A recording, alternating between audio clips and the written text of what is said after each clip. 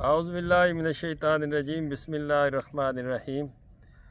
हकीम मियाँ एहसन तुहाडी खिदमत चो हाज़िर है। वो बंदे जिन्हां दे कबल अज वक्त बाल सफ़ेद हो जाते ने, या वो लड़कियां लड़के जिन्हां दे वाल झड़ जाते ने, या वो लड़कियां जिन्हां नूं वाल टुट जाने का मसला आवे या वाल उन्हां दे पतले होण, उन्हां दे वास्ते यह गोखड़ू है, बखड़ा है, खार खसक इनू कहते ने, तेने दे तिब्बी नाम ने।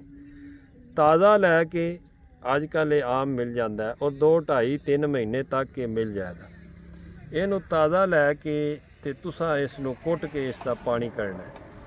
यह खार खसक दा तुसी कुट के ते पानी करना है। ये तुसी पानी कढ़दे हो, इसका अद्धा किलो या 1 किलो कढ़दे हो, यानी कि जितना तुहाडा ये पानी होवेगा इस पौधे का, उतने ही तुसां इहदे विच तिलां दा तेल, मिठा तेल, रोगने कुंजत वो पा के ते उहनूं कढ़ाई दे विच पा के दोवां चीज़ां नूं हल्की आंच दे उत्ते उहनूं रख देना है। जिस टाइम इसका पानी खुश्क हो जाए, सिर्फ तेल बकाया बच जाए, तो उहनूं तुसां ला लेना, ला के उहनूं फिल्टर कर लेना। उहनूं उंगली दे पोरियां नाल वालां दी जड़ां विच लाना है। इंशाअल्लाह ताला तुसीं ये 1 पाइया तेल यूज़ करदे हो, जिंदगी दे विच कबल अज वक्त ना बाल सफ़ेद होंदे, ना बाल डिगन दे, ना बाल टुटन दे, और ना ही कबल अज वक्त गंजपन का मसला हो।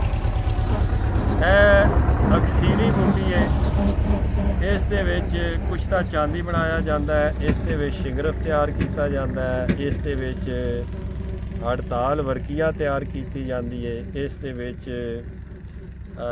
सिमुल फार का कुश्ता किया जाता है। बहुत अक्सीरी बूटी है। बहरहाल कुश्ता जात का मौजू नहीं है, सिर्फ बाल सफ़ेद जिन्हां दे ने इसका पानी कढ़ के बाल सफ़ेद या बालों के जोड़े भी उन्होंने मसाइल ने, औरत होवे मर्द हो, इसका पानी कढ़ के जितना पानी होवे उतना तेल पा के उन्होंने हल्की आंच पर बॉयल करके खुश्क कर लेना। खुश्क करके तेल जिहड़ा है ना, पानी खुश्क हो जाए, तेल रह जाए, उंगली दे पोरियां तो मरा दे कि हथेली उत्ते तेल रखना है, तो यह उंगली के पोरे ने, ये ला के वालों दी जड़ां विच इस तरह मालिश करना। तुसीं 1 पाइया तेल यूज़ करदे हो, जिंदगी विच कदी भी तुहाडे वक्त दे नाल हर एक दे वाल चिट्टे हुंदे ने।